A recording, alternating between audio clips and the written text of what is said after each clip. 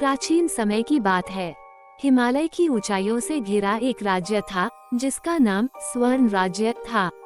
ये राज्य अपनी समृद्धि, सुंदरता और न्यायप्रिय राजा सुरेश के लिए प्रसिद्ध था। राजा अपनी प्रजा का बेहद ध्यान रखते थे। उनका राज्य सोने की तरह चमकता था और यहाँ के लोग सुखी जीवन जीते थे। राजा की एकमात्र संतान राजकुमारी प्रिया न केवल सुंदरता की मूर्ति थी, बल्कि अपने गुणों के लिए भी जानी जाती थी। प्रिया का दिल इतना बड़ा था कि वह हर किसी की मदद के लिए हमेशा तैयार रहती थी। वह महल में रहने के बावजूद अपने चारों ओर होने वाली चीजों से गहराई से जुड़ी रहती थी।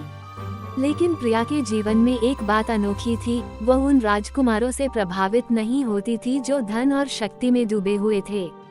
उसे विश्वास था कि जीवन साथी चुनते समय सबसे महत्वपूर्ण है एक इंसान का दिल, उसका स्वभाव और उसकी ईमानदारी।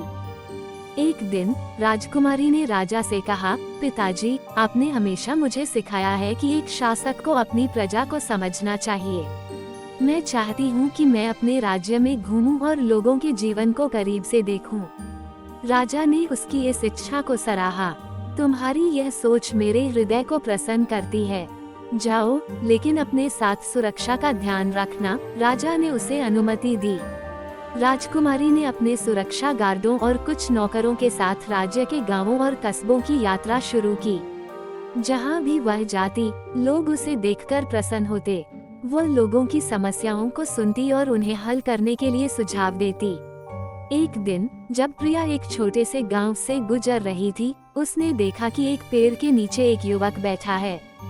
युवक के कपड़े फटे हुए थे, उसकी आंखों में भूख और थकान झलक रही थी, लेकिन उसके चेहरे पर एक अनोखी चमक थी, जैसे उसकी आत्मा शांत और स्थिर हो। राजकुमारी ने अपने सेवकों को रुकने का आदेश दिया और उस युवक के पास गई। तुम्हारा नाम क्या है? उसने विनम्रता से पूछा। युवक ने सिर उठाया और कहा, मेरा नाम अर्जुन है। लोग मुझे भिखारी कहते हैं क्योंकि मेरे पास धन नहीं है, लेकिन मैं खुद को भिखारी नहीं मानता। मैं मेहनती हूँ और अपने भाग्य को बदलने का सपना देखता हूँ। प्रिया उसकी ईमानदारी से प्रभावित हुई। तुम यहाँ क्यों बैठे हो? उसने पूछा। अर्जुन ने हल्की मुस्कान के साथ उत्तर दिया, मैं अपने विचारों में खोया हुआ था। मैं सोच रहा था कि कैसे मैं अपनी जिंदगी को बेहतर बना सकता हूँ। प्रिया उसकी बातों से प्रभावित हुई और उसके साथ अधिक समय बिताने लगी। वह देख सकती थी कि अर्जुन के पास गहरी बुद्धिमत्ता और जीवन के प्रति एक सकारात्मक दृष्टिकोण था। प्रिया ने अर्जुन के साथ कई बार बातचीत की। अर्जुन ने उसे अपने बचपन और संघर्षों के बारे में बताया। उसने बताया कि वो एक किसान का बेटा था, लेकिन बाढ़ और सूखे के कारण उसकी सारी जमीन बर्बाद हो गई। मेरे पास कुछ भी नहीं बचा, अर्जुन ने कहा, लेकिन मैंने कभी हार नहीं मानी। मैंने छोटे मोटे काम किए, पर मेरी किस्मत ने मुझे हर बार धोखा दिया। प्रिया ने महसूस किया कि अर्जुन के पास न केवल आत्मसम्मान था, बल्कि वह दूसरों की मदद करने का भी इच्छुक था। धीरे धीरे उनकी दोस्ती गहरी होती गई। प्रिया ने महसूस किया कि अर्जुन केवल एक भिखारी नहीं था, वो एक ऐसा व्यक्ति था जिसमें अद्भुत क्षमता और साहस था। कुछ महीनों बाद प्रिया को एहसास हुआ कि वो अर्जुन से प्रेम करने लगी है।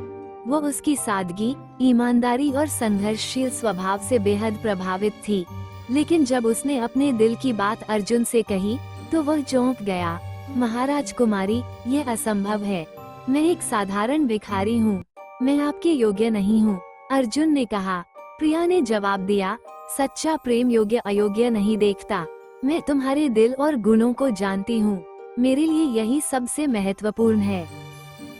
जब प्रिया ने अपने पिता से अर्जुन के साथ विवाह की इच्छा जताई, तो राजा सुरेश क्रोधित हो गए।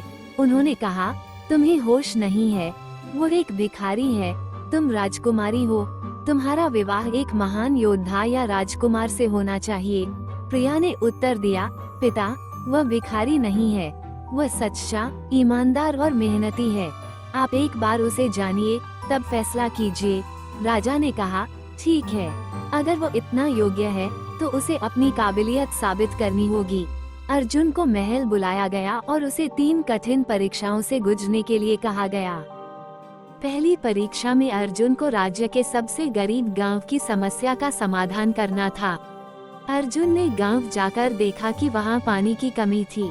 उसने गांव वालों को संगठित किया और एक योजना बनाई।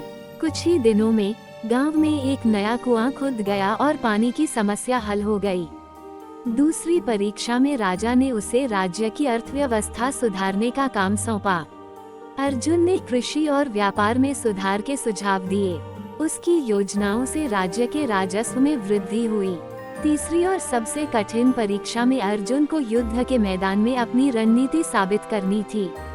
उसने अपनी बुद्धिमत्ता से सेना को संगठित किया और दुश्मनों को हराया। राजा ने अर्जुन की क्षमताओं और सच्चाई को स्वीकार किया।